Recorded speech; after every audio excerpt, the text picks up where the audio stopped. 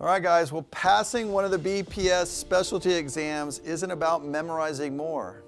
It's also not about what you think it should cover. Instead, it's about mastering what is testable for a practicing pharmacist in an area of specialty anywhere in the country.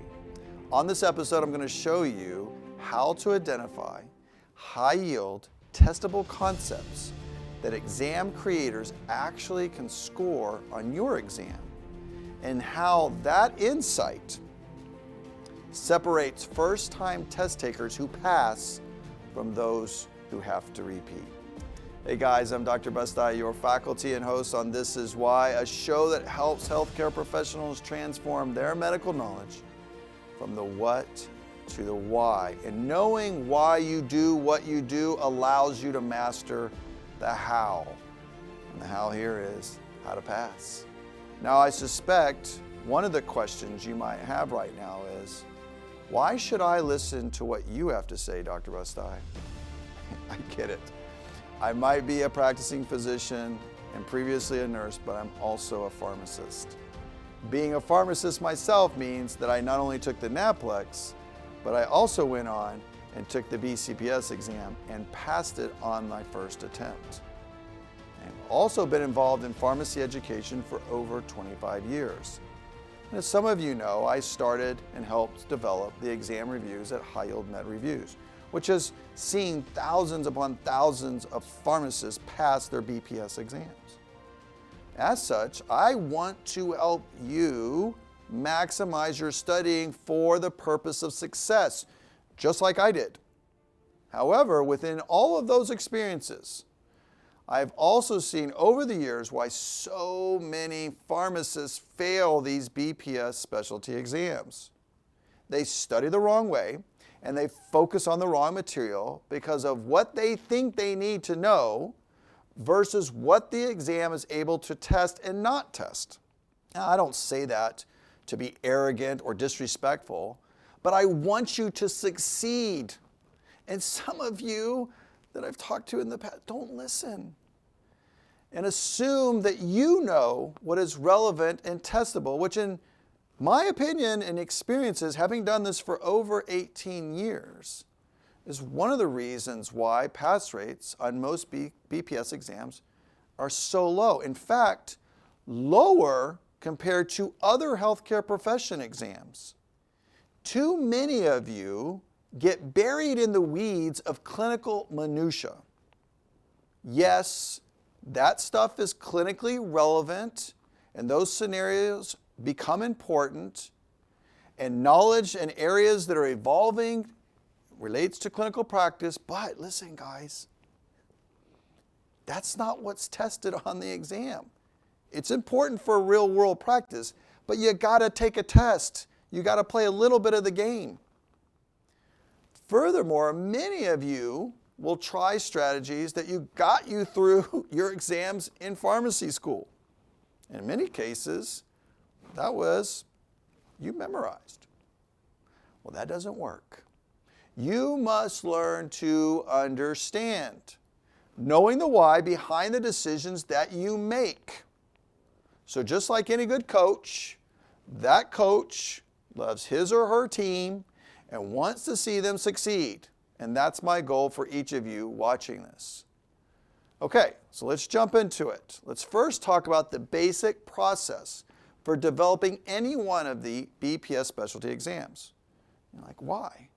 Because that creates the framework, which then aligns where the questions are going to go. So follow me here.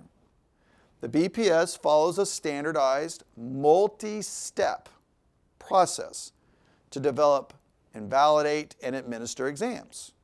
They also implement and utilize subject matter experts, rely on specialty councils, and the board of directors. All of that is to ensure that the exams are valid, reliable, job-related, fair, and even to some degree legally defensible. Now, a key step is to do a job analysis for that specialty.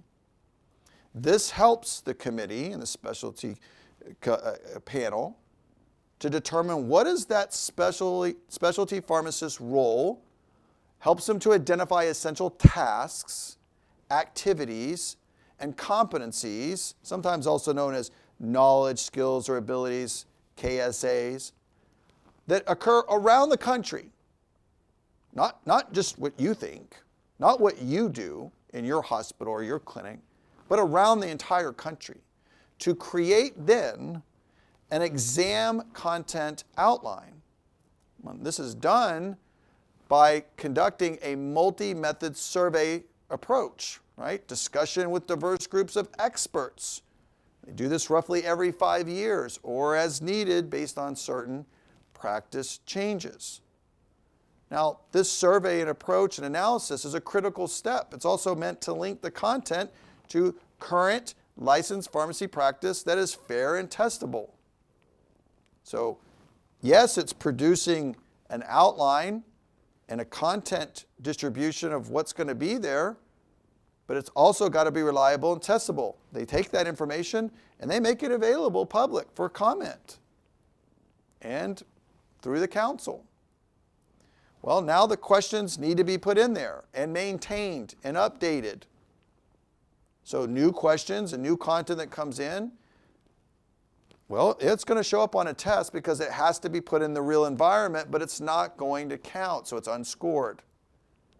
They do that to, again, assess reliability, validity, and fairness. Also gives them an opportunity to look at things like cultural influence or regional biases or niche stuff that is not necessarily a standard of care across the country. That means that some of the questions on your exam will be unscored to accomplish that goal.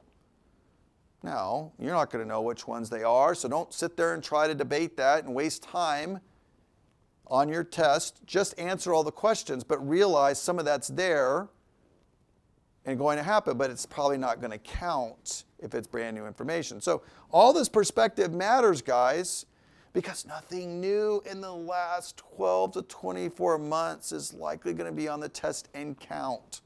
It just takes that long. I've developed some of these exams. I've been on committees for these exams. It takes a long time to go through that multi-step process to create a valid, fair, testable question. It also means, guys, listen, that your exam can only reflect the standards of practice around the country versus what, again, you specifically do in your hospital, maybe your clinic, which is, again, many times influenced by regional practices and other professions.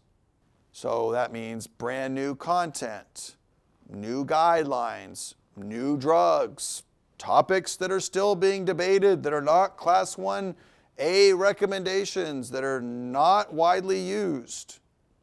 That's not going to be on the test, guys. I didn't say it wasn't important. It's not testable in a short time frame from when it's released. So you shouldn't waste the time that you probably have limited amounts of studying for the exam by focusing on content that's not going to be tested. Now, again, it's clinically relevant, sure, but not testable. So you should spend time solidifying your core knowledge and understanding why you do the things that you do as a pharmacist practicing in the area of specialty. Now you might be saying, okay, wow, that's great. That means I probably going to have to study a little bit less to play the game. Sure, but what content does that still represent? I mean, I haven't taken the test, Dr. Busti. I don't still know, and I read the blueprint, and quite honestly, it doesn't tell me exactly, right? So yeah, let me refer you should look at the blueprint. Now, the blueprint has domains and, these competency statements or objectives that they want to accomplish. But if you read many of them, and I've been reading them for decades, all of them as they've evolved and as they change, and I don't mean any disrespect to anybody that serves in BPS or BPS itself, but it's quite honestly not that helpful. Because it's so vague and so broad that I essentially have to go, well, I guess I need to know everything. I mean, possibly anything could show up on this test, which is true. So it doesn't restrict the committee. But again, you have to go back to what was the job analysis? What are people actually doing? What are the decisions that are making day in, day out in those areas? So that means we consult with experts who help us identify what do you do every day? Those tasks, those expectations, the certain amount of knowledge that you need to apply for the patients and the teams that you're serving. Okay? So I feel like the blueprint is a good place to look, but some of you spend too much time and get so hyper-focused on the blueprint that you've missed the point. Because they're not really, if you really read what it's saying, that helpful. Because it doesn't tell you about the drugs, it doesn't tell you what drug class, it doesn't tell you what disease states, it doesn't tell you what labs, it doesn't tell you what studies to know, it doesn't. Next, I recommend that you find 1 to 2 resources that can point you in the right direction. Now, you should use resources that have been developed by people who have been doing this for years and understand what is important, what is testable, and what represents the standards of care. I mean, this is really one of the reasons I developed high-yield med reviews. I mean, despite people having access to resources, I had students and clinicians still asking me when I do lectures, how could they learn more to understand why they do what they're doing without memorizing everything? So I developed a QBank and practice exams to serve that purpose. Right? Why does a QBank matter? Why does a test bank matter? Why isn't reading the guidelines sufficient? Because we're not having a discussion for your exam. You have to answer multiple choice questions, and you have to show that you can apply core knowledge. So you should be practicing what is expected of you. That means doing practice exams and answering hundreds, maybe even over 1,000 practice test questions. Why?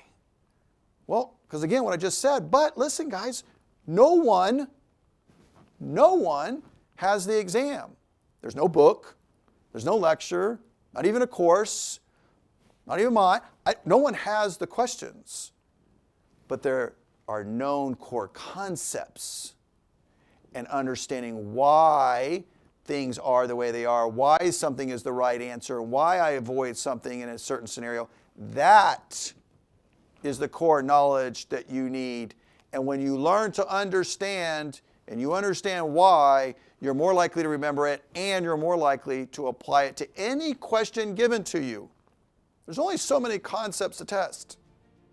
And so that's why I'm stressing this point, because I, again, have seen pharmacists think that they know what they should be doing, what they should be focused on, but they've never taken the test. And I scratch my head sometimes, like, how do you know? I mean, did you take it? Are you on the committee? Of which case, you probably don't need to be talking to me, because why are you taking a review? Right? So I'm not trying to be condescending or arrogant or any of those things, but you guys that are listening to this need to learn to play the game. So focus on the strategies. Allow some of us who have been helping people, there's other resources out there, experts that point you to the things. But if that resource is only encouraging you to memorize facts, you are not going to pass. Unless you're inherently a great test taker. I don't mean to be negative. I want to see you guys succeed. I want to see the pass rates go up, because they're not that great. There's a reason they're low. All right, guys? So I hope that you found this to be helpful. I hope it's not discouraging. My goal is to motivate you, equip you, give you the tools to see you succeed. Because that's why we're here, to invest in each other, to help each other and medical professionals understand the why by what we do. Because that changes everything about the how. And in this case, it is how to best prepare for and study to pass one of the BPS exams. All right, we'll see you next time.